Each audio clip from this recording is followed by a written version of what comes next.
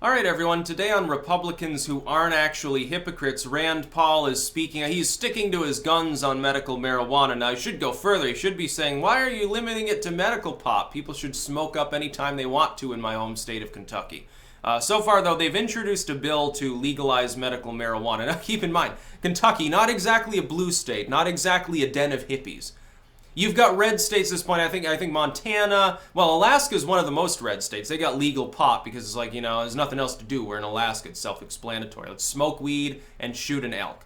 Montana and some of these other red states have like dispensaries, and they had a problem. It was funny. Republican governments at the state level during the Obama era were actually attacking him for having the federal agents raiding his dispensaries. Now, strictly speaking, the federal government, the president doesn't have the authority to simply ignore existing law. What we should be aiming for is a change at the federal level of the scheduling system, because it makes no sense. Look, you've got psychedelics listed on the top of the schedule, Schedule 1 substances. They shouldn't be there. LSD should not be on that level. Mushrooms certainly shouldn't be on that level. Most of the psychedelics should be far lower than that. They should be legal for personal consumption, unless it's like DUI, an aggravating factor to some other crime. You assaulted someone, you committed a burglary. Okay, that's fine. Use it as an aggravating factor. I don't know that it's wise to do that. I think a crime is a crime is a crime, and it's about the outcome, not necessarily the motive behind it or any aggravation involved that has nothing to do with the outcome itself. And here's the thing.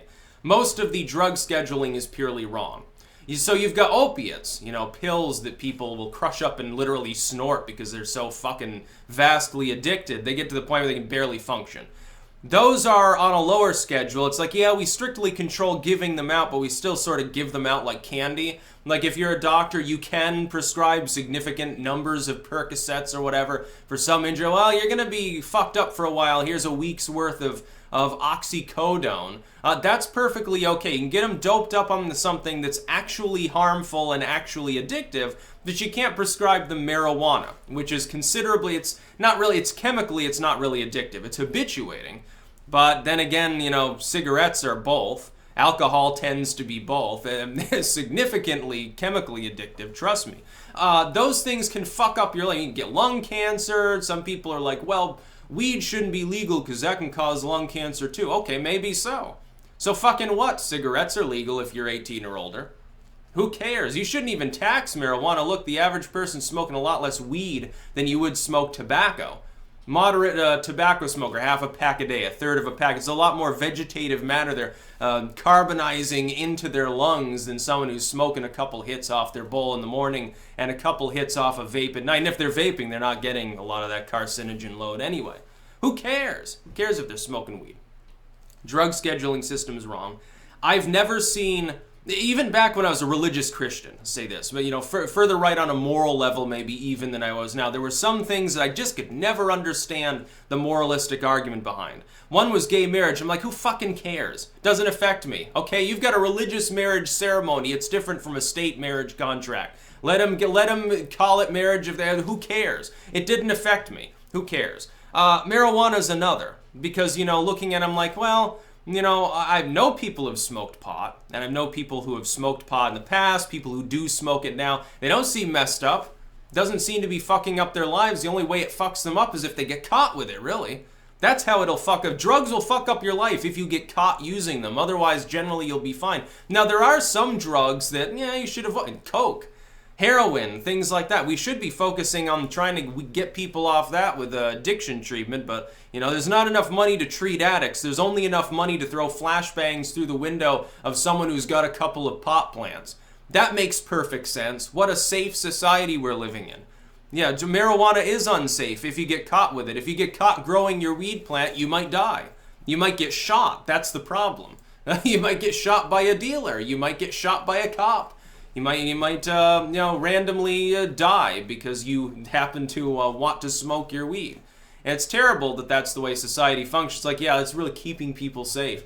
Now, and as for little old granny, okay, she's 80 and she has leukemia. Let's deny her. Let's just give her morphine. I remember, I've told this story before. So for anyone who didn't hear it, this is a funny one.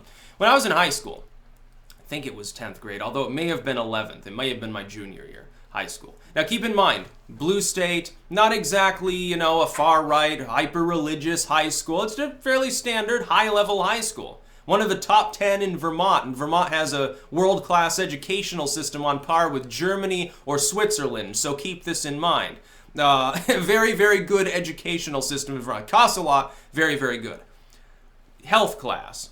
Other than the natural STD component of just say no to sex because you will get pregnant sort of stuff, they still do that. It's bullshit, but they still do. As far as the anti-drug sort of stuff, we didn't have like the DARE lecture. We had something that was even more strange, which was some dude who came in and gave us a lecture, but he had used drugs and they almost fucked up his life. But now he's clean and sober, doesn't even drink beer. So, you you can trust him. He knows what he's talking about because he actually used this stuff. I asked him, because he had spoken of mescaline.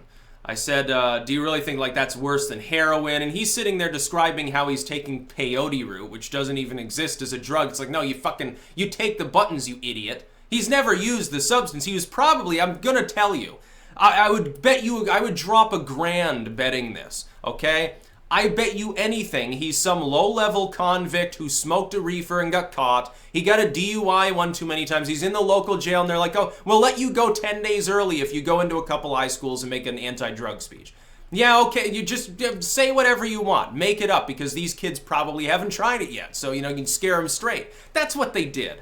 Probably the police probably came forward to Mill River Union High School and they said, hey, we've got this dude, don't worry, he's like harmless, like we're gonna let him go anyway, he's not a violent criminal. He'll come in, to health class, he'll talk to the kids a couple times about all the drugs he used, how fucked up it made him. He was in jail and, he got strung out and he woke up, naked in Portugal or something. And so they had him come in, and it's bullshit. Like, he didn't even know what mescaline was, I bet. He's probably never seen mescaline cactus.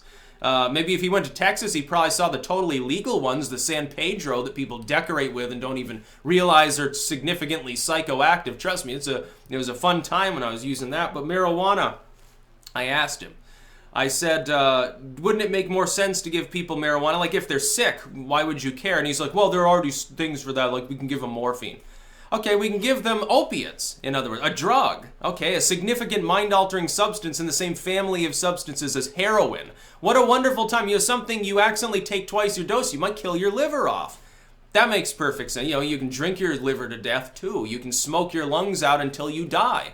But weed, oh, it's a terrible thing. It'll mess up your life. We can't give little old granny weed, and if she wants weed, or cannabis oil, which, might not even be psychoactive, the specific substance being used in a medical context, we need to throw her in jail because she's a menace to society. She's wheelchair bound or bedridden. She's 80 years old. She's half blind. She's she's a little old granny. She's a big threat to society because people might see her smoking up and think it's cool, and the little kids. The coolest thing is seeing leukemia grandma with no hair smoke a reefer. I'm sure that they'll start smoking it too. No, I think the drug war is an abomination. It's an abomination to the Constitution. It's not pragmatic. It costs a lot.